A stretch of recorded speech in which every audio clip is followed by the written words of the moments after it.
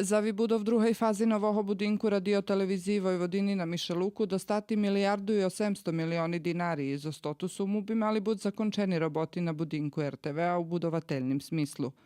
Перша фаза вибудови у цеку, роботи будуть закончені скоро, як плановане, також явна набавка за вибудов другої фази буде розписана уже до цього тижня, наглашуju з управи за капітальні укладання. Цяла робота на вибудови будинку RTV-a košta 40 milioni evri.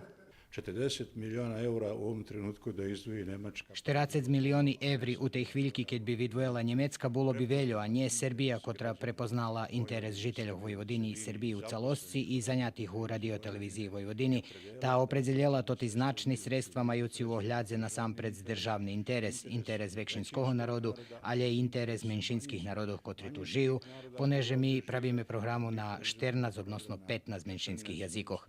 Serbija še namaha na najljepši možljivi sposob pred tajemni usilovnosti ukladanja obezpečiť zdobute pravo i pravo na informovanje na materinskim jeziku. Očekuje se, že po konec roka budu gotovi roboti na obidvoch fazah budinku radioteleviziji Vojvodini.